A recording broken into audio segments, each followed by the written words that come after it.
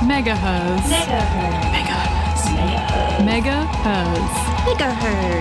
You're listening to Megaherzzz on 4ZZZ.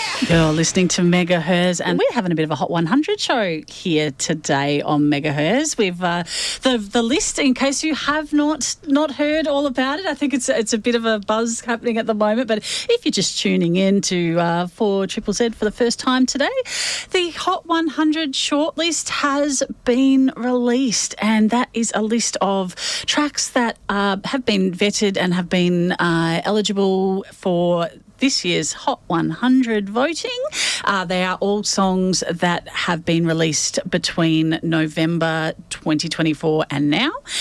So if it is a new song that was been released within that time frame, you can vote for it at 4zzz.org.au.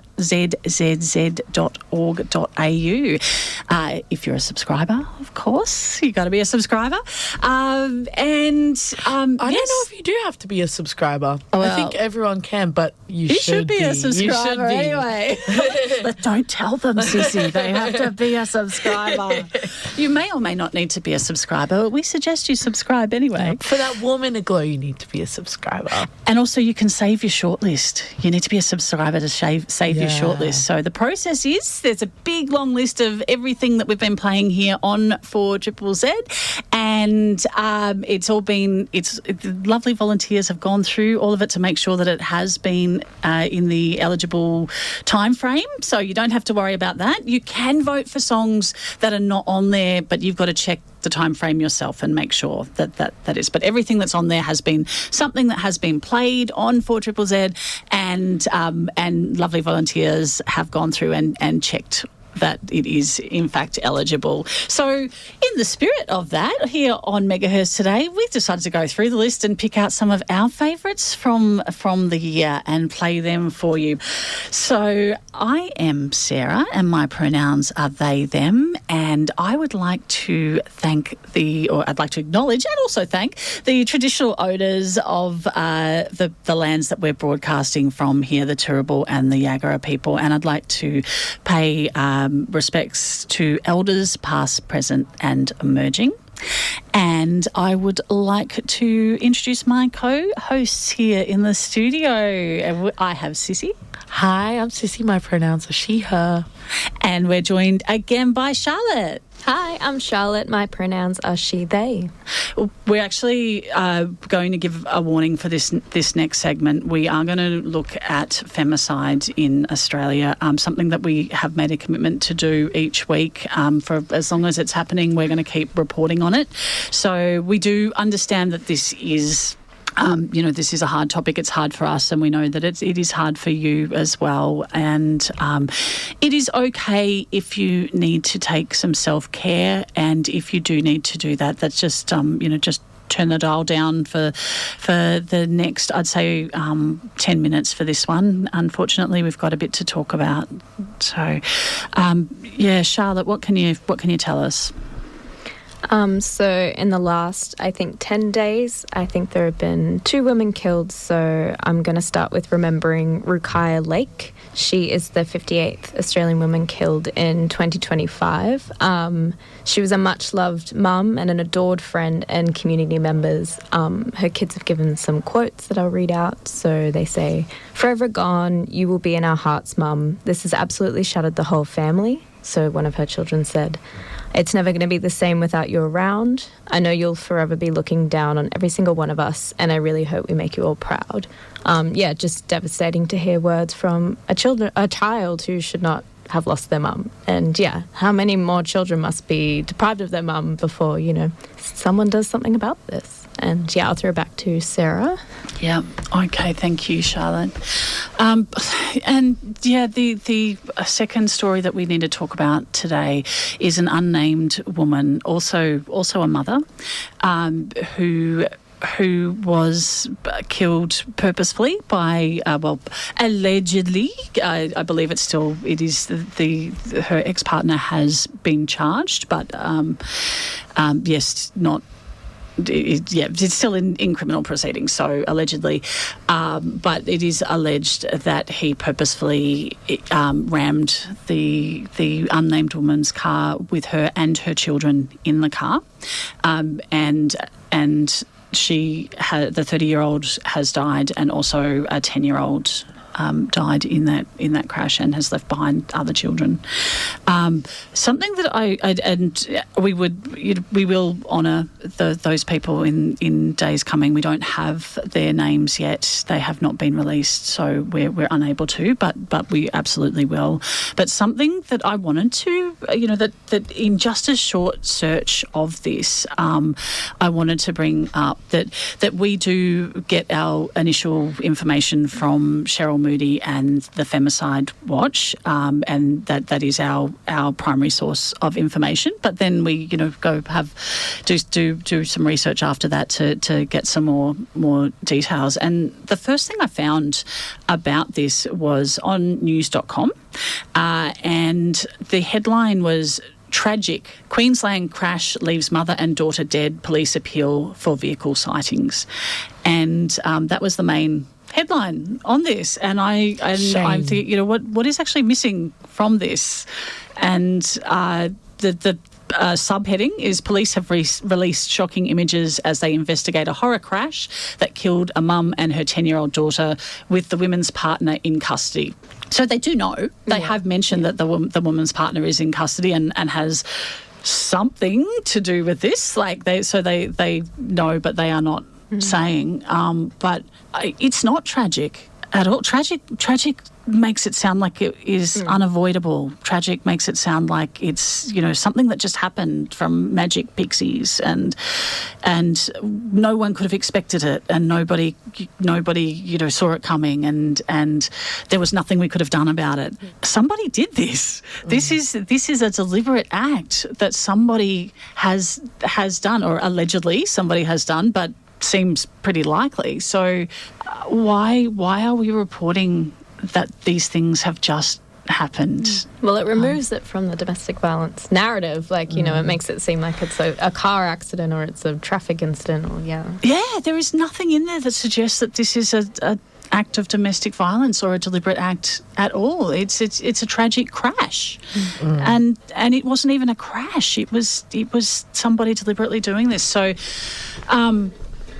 I do feel that media outlets, need to lift their game and need to be accountable for making this problem invisible. And that's part of also why Sherele Moody is the person documenting all of this, but that's also part of why Sherele Moody went solo in her career, having to report and be a part of newspapers and publications that consistently belittled and made stories about, and she posts about it all the time, the fact every headline is sensationalized and made about a man or the person who commits a crime. It's about the man who killed the woman, never about her, and it's just horrific. But truly, if you can follow Sherele Moody's work, because she really helps you to question the media that you constantly consume. Because when we read these headlines over and over and over, it feels normal the way that women are left in the background of their own stories. And I will give kudos to news.com that they did, in this headline, it is about the mother and daughter. That is the main story here. So that is good. But just that they are just, I don't know, that they've gone on that and tragic Queensland angle. crash. That's crazy. No kudos to them. No. Yeah, I have mixed feelings now. Yeah. Okay. So before we get on with it, DV Connect would like to if you need the number, it's 1-800-737-732. That's Domestic Violence Connect hotline, 1-800-737-732. That's 24 hours a day. And I also wanted to give the men's line. If you're somebody who perpetrates violence, please call the hotline, 1300-789-978. That's 1300-789-978. fixing this problem starts with all of us. Absolutely. You're listening to Megaherzzz on 4ZZZ, and we're going to talk about a bit of a book review now. Charlotte, tell us, what have you been reading? Hello. Okay. Yes, I thought I'd do a little book highlight of a book I read recently by a really wonderful Brisbane-based female author, which we love. So Bri Lee, some of you might have heard her. She's quite famous for her memoir that came out in, I think, 2017, Eggshell Skull, which kind of details her experiences working with a judge, overseeing sexual assault cases, and then her own journey of pursuing her own assault legally. It's a really fantastic book, but she's also written a lot of, fantastic non-fiction work about gender and, elitist academic spaces and all that kind of stuff, which is really interesting. But she's also branched out into fiction recently. And her new book, Seed, came out, I think a few weeks ago. I went to her book launch here in Brisbane, hosted by Avid Reader, and it was really wonderful. And she talked a lot about the themes that kind of came up in her book. So her new book, Seed, is about two scientists in a research lab in Antarctica. There's a man and a woman, and, the main character is a biologist, an environmentalist, and he's a big advocate in the antinatalist space, which is kind of an interesting thing I never read about before. So, people who are morally against having children, there's a lot of gendered themes around that kind of space as well. So the main character, one of the elements of the book is that he kind of believes that he lives in this gender equal utopia because they are, in this isolated area where they split everything 50-50 and, they're uninfluenced by the outside world. But then, the book kind of challenges this and the characters challenge this, and it's kind of, it raised some really interesting questions in my book club that I'd be interested to hear from you guys about, around that kind of thing around, I would maybe call it silent misogyny, where we had a lot of talks about whether the opinions expressed by the character in the book are actual misogyny or whether it's some people like, oh, he's just selfish and, he doesn't think about other people. And it was kind of a really interesting thing about, like, where do we draw the line between I'm intentionally being misogynistic or my actions are unintentionally influenced by gender and, the things I think about people. That is fascinating. That is. And I'm immediately fascinated that it is a feminist book, fiction book, with a male lead character as well. Yeah, and Bri Lee talked at the book launch. She said she was, like, writing it and sort of got halfway through and was like, oh, no, I realised I have to write this from the male character's perspective, and that's how I'm going to tell the story. And she was a bit like, oh, no, this is what I've got to do. But, very interesting, I think, to read from that perspective, Awesome. It sounds fantastic. Wait, so Seed by Bri Lee. Yeah. Cool. Yeah. Awesome. Yeah. Well, maybe this will start the Megaherzzz book club. Yeah. Stay tuned for more. Yeah. So good. So what do you think about that question, Sisi, about does misogyny need to be overt, or is it still misogyny if it is unintentional and just a bit selfish? Well, my initial thought when I heard you say that, I was like, I wonder if selfish women, I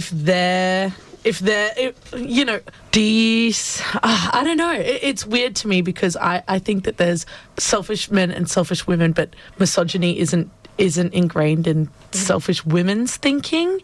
And I don't know what the answer to that question is. What did you think? Well, I think I kind of, and maybe I'm just at the point where I'm a bit sick of using that as an excuse for men, probably, is that, well, I didn't know, I didn't mean it that way. And it's like, well, maybe that's not good enough to me. Yeah. And that's I think where we are at most of the time here, at least in an Australian context, is that it's not usually overt sexism and misogyny. I mean, sometimes it is, but that's the really easy stuff, right? That's really easy to call that out and go, hey, that's really misogynist, because it's just so obvious. But I think what we're talking about here is like microaggressions, and that is something that's experienced by a lot of sectors of the community for different reasons. And I mean, if you look at in with a queer lens, for example, a lot of the bigotry and discrimination that queer people come across is not necessarily, I mean, yes, absolutely, they come across the in-your-face bigotry. But most of the damage is microaggressions, which are these little things that people, do every day, and they don't realise it because it's just an ingrained part of the culture. It is what the everyday average person would consider normal. And it is those things that really need challenging. And are they sexist? Are they misogynist? Well, yeah, they are. Yeah. They are. They're just, are you... Just because it's normal, just because we're used to it, doesn't mean it's right. Are you a bad person for doing those? Not necessarily. You could be a bad person aside from that for other reasons. But just it doesn't necessarily mean that you are a bad person. I think where that behaviour is bad is when it's brought to your attention and you do nothing to change that behaviour or nothing to examine that behaviour. That is when it is a problem. But I'm sure that there are tons of things that the three of us do every day that later down the track we'll go, oh, I regret that. I wish I had more knowledge at the time. Every person can only do the best with what they've got. Yeah. But it is once that is pointed out to you and you go, hey, you know what? It's actually better for me if I don't address that. Well, and that's when it's a problem. Yeah, and I think it's really easy to be like, I'm the exception, because I know all this, because I know X, Y, Z, because I'm a feminist, because I'm a leftist, whatever. You're like, oh, well, then I can't do anything wrong because I know about it all. And it's like, well, no, like you are still continually learning to address, the ingrained things in our society that are bigoted. So it's, you should be like, I'm never perfect and I'm continually working and learning towards, doing better. This reminds me of a really interesting conversation that I was having with a friend of mine the other day about language warning, about the word bitch. I use the word bitch in kind of a blanket sense, never to undermine another woman or never to be like, you're a bitch. But, like, it is a part of my vocabulary. And my friend questioned that and I was like, oh, you're right. But also I feel like I use this word, I've kind of made this word. Yeah, but again, at the end of the day, it's like little bits of misogyny that have made its way into everyday conversation and trying to not use that word or trying to understand why we continue to use that word. I just think that was an interesting conversation to have, and I didn't know the answer to that question at the end. Like, is it wrong to use the word bitch? Not in regards, obviously it's wrong to call a woman who's vocal and powerful and strong and expressing her opinions a bitch. That's clearly wrong. But in everyday, is the word bitch unacceptable because of its history, or can we reclaim that word? That was interesting to me. What do you guys think of that? Do you know what the word is for a male dog? Dog? Yeah, I don't know either. So I think that is something in itself as well. Yeah, Why is that such a term, but we don't even know what the term is for a male dog? Or is dog just the term? Yeah, probably just dog. Just dog. They just get to be, male dogs just get to be generic dogs. Yeah. Standard. That one everyday ingrained misogyny, even in women. That is really interesting, and the whole reclaiming and what is a slur, what is not a slur, and I mean absolutely language is the power that you give it is important. I mean, we earlier on in the show we played Cuntology 101, is there anything inherently negative about the word cunt? And hello, people walking past the studio there. But I have for many years been trying to educate people when they use it as a pejorative that there is nothing wrong with the word cunt because cunts are awesome and you all came from one. So I think that, however, the history of that word as being used negatively, I think I love that it's being reclaimed now. I've been trying for years and years to reclaim it, but Generation Gen Z have managed to do what I never could, and I thank them for that, and now everybody's serving cunt, and that's just fantastic. Being cunty, feeling beautiful and looking amazing and being strong and powerful, being cunty is that is a good feeling. I love being called cunty. I am here for that, for sure. Yeah. But I don't think bitch has the same thing yet. No. I don't think so. And, but you're that bitch. But even that has a negative, it's like a bad bitch. You know, it's like still, you are still aggressive, you're claiming power, you're taking up space. It's it's like you're wrong, but we like it. Absolutely. And so I it's don't still think that's a full deep-rooted in reclaiming. misogyny. Yeah, for sure. I think so. Yeah, for sure. I think so. Yeah. Interesting discussions. Yeah, I could talk about this all day, but actually I'm just going to play some music instead. Sick of carrying your boombox everywhere you go, but miss your beloved 4ZZZ shows? When you leave it behind, get the Community Radio Plus app from your phone's app store now. It's 15% smaller than the average app and packed with at least 500 times more attitude, 500 times more independent journalism, 500 times more local and Aussie music, 500 times more representation of subcultures. Download Community Radio Plus and save 4ZZZ and Z Digital as favorites using the little red heart icon now. But wait, there's more. If you install Community Radio Plus in the next 5 minutes, you'll get a free dose of warm inner glow. Get Community Radio Plus from your app store now. You are listening to Megaherzzz on 4ZZZ, and we were just getting into a bit of etymology. One of them is insects, the other one is words, and I never remember which one's which. Entomology, I think, is words, and etymology is insects. Etymology. Okay, well, we can talk about insects later, but we have been talking about words and only the meaning. the female insects. Yeah.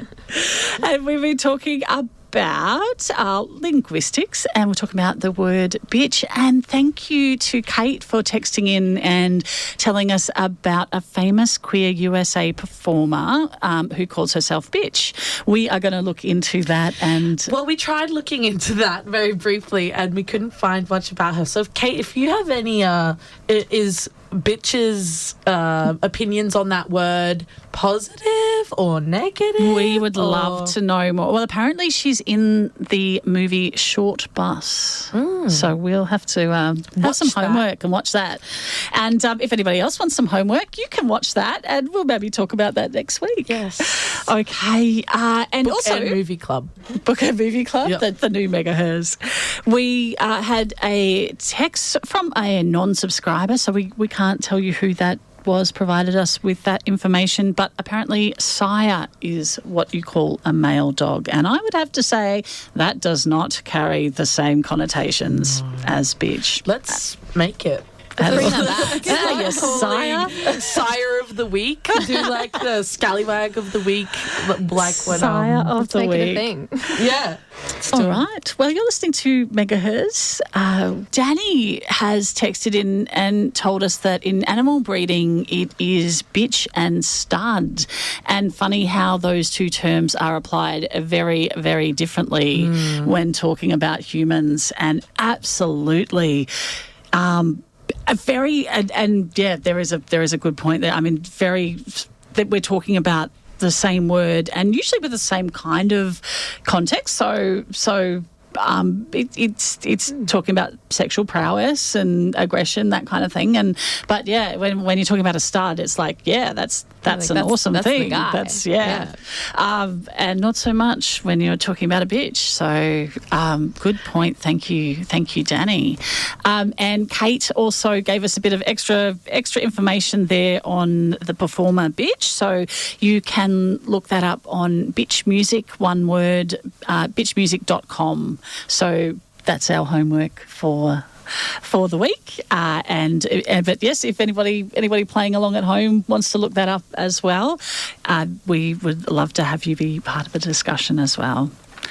And Murray has suggested that maybe calling a woman a dick or saying what a dick move would be more scathing to selfish women and a more appropriate thing to say. I find that really actually quite hard to have a non-gendered, very neutral term for somebody who is being having bad behaviour, and I end up just like really describing it like that's really bad behaviour. Yeah. So I wonder what the origins of, I don't know if this means a language thing, arsehole are. Because I feel like everybody's got one of them. So. Everyone's got one of them.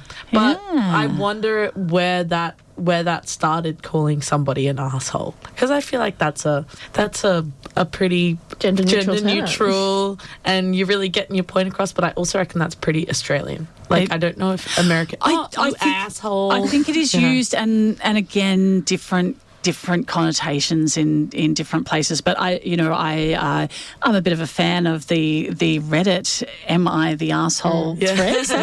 That's a fun thing to do with the family, is to look through those and make your own judgment. I think it's replaced a kind of a Dr. Phil shaped hole in my life. Shaped hole. Well, I